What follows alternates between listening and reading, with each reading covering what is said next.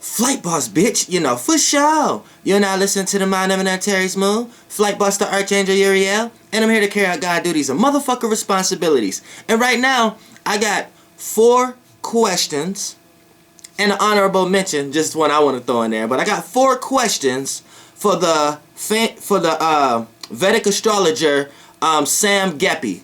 You know what I'm saying? Sam GEPPI. Now, this is for you. Or this could be for any other Vedic astrologer. Now, I'm a person that can say I'm just an astrologer that add astronomy. You know what I'm saying? So, regardless of the names that's given to a lot of these stars and things of that nature, I understand frequency, vibrations, and energies. So, it's really all the same thing. But, I do use a tropical chart.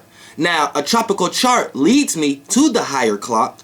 But me, I don't see this higher clock as sidereal or Vedic. So this is the reason why I see sidereal and Vedic. I see that being frequency vibrations added on to something that's already here. You see what I'm saying? We don't need those names and those concepts because we're already kind of doing that. Now, for an example, this argument right here is not for anybody who's not deeply into astrology. So if you're not qualified...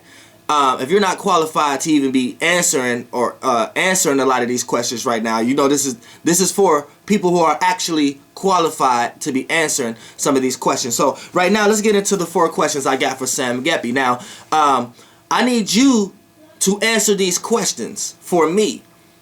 You see what I'm saying? And you're gonna see a common theme at the end of this. Now, here's the first question, right?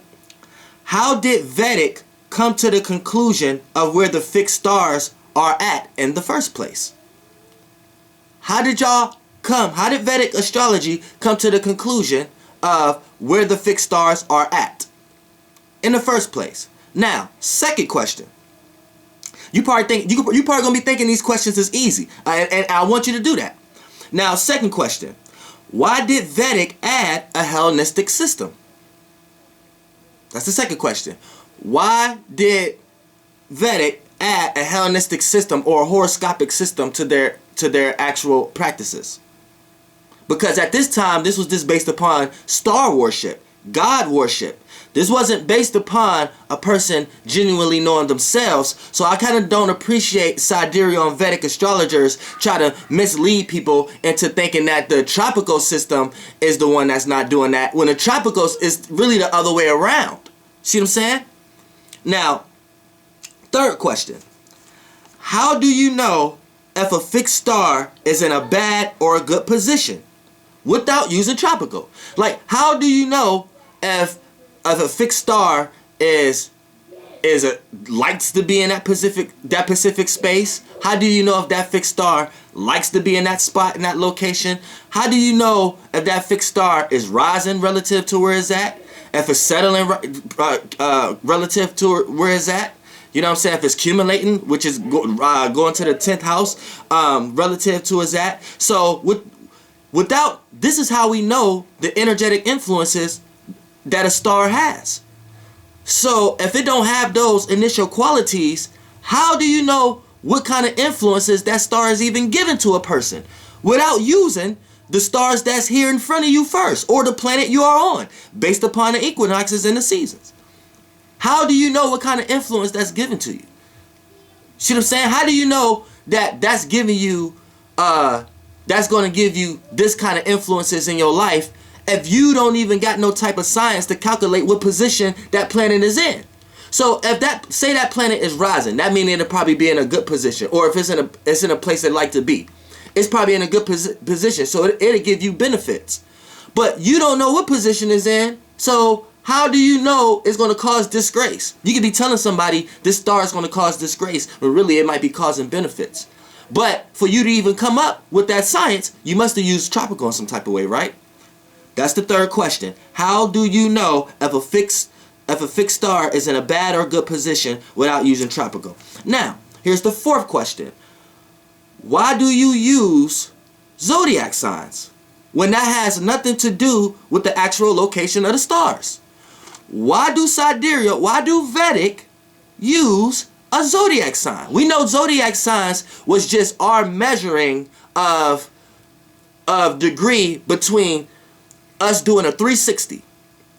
Why do sidereal and Vedic, or people who just genuinely into sidereal, make the mistake of saying if you're into Western or tropical, you're not understanding this concept? No, we understand that concept.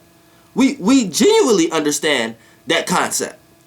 So I'm not getting where Vedic and sidereal people can be like, okay, with Western, I mean, I understand it. You may be a person who's been into astrology for a long time, but you come across a lot of people who haven't. So you got a lot of people under your comments, or you got a lot of people coming to you who may be still at beginner stages. So yeah, that is an argument, because a lot of people will get lost into that. They get lost into thinking that the zodiac sign is about the zodiac signs, and this being the ram and things of that nature. Then a person who's young in astrology and start developing sciences on that. See, if you shouldn't even be trying to do, if you're into astrology because you want to know yourself, that's one thing. But don't try to do it if you're not understanding where it came from and lineage and things of that nature, and understanding actual space and location. If you're not diving into that portion of it first, then if you're not understanding planets and houses and things of that nature,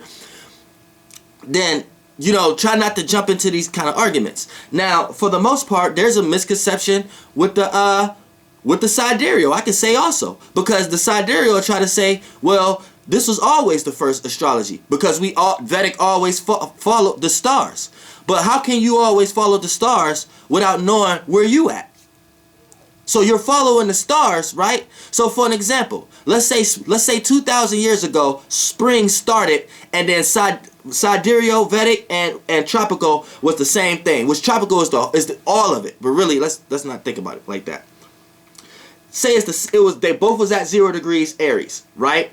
Now we understand how processions goes and things of that nature, right? But purely going off sidereal and Vedic science, right? Spring should have moved along when them Aries stars moved along. So wherever the Aries stars at now should dictate where spring is at. You see what I'm saying? See, sidereal and Vedic is trying to say the stars dictate the space. Tropical is trying to tell you, no, the space dictate the stars. And then then that's a higher level of argument that we should get on. Then once we get into this argument, we can decipher which one is more original. Now, in everyday common life, we can correlate that it doesn't matter who you are, it just matters the space you are in. It doesn't matter who you are as a person. When you are in the workspace, you got to correlate yourself, who you are, the best way you can to you being in that workspace. You see what I'm saying? So it ain't where you're from, it's where you're at. It's what space you in. Where you're from is irrelevant. So this is what tropical is trying to tell you. But don't get confused. I'm not a baby astrologer. You see what I'm saying? Don't get confused. I don't give a fuck. And I'm not. This is for all Vedic astrologers, and I don't want to use profanity or anything like that, because I'm all out of goodness and kindness of heart. I don't want to scare nobody off or anything like that, of that nature. You see what I'm saying? I'm all fire. You see what I'm saying? But I would be all water if we was talking about Vedic. Now in Vedic, I'm Pisces sun, Scorpio moon, Cancer ascendant. I'm vice versa in tropical. Now check this out. People will say, well, you do act like water. People who are confused about the sidereal, right? But in my everyday life, when I'm doing myself, I understand it's fire. So me rapping and cussing and doing things of that nature, that's fire. But I'm influenced by the stars that was in that space when I was born. So if I was born as an Aries sun, Sag moon, Leo ascendant, now as me being an Aries, right? The group of those Pisces stars was in that space. The only way we know we was in that space, though, is because of the equinoxes in the tropical. Or else, how are we going to know where we're traveling? How are we going to know where space we in? So this is how you even get to correlate where the fixed stars is at, right?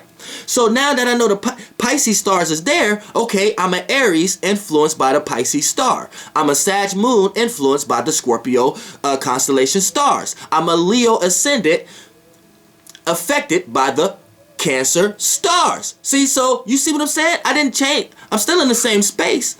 It's just different effects going on with me in that space. So I may be a different type of Aries than a person who was born 20 years before me. Do you get it?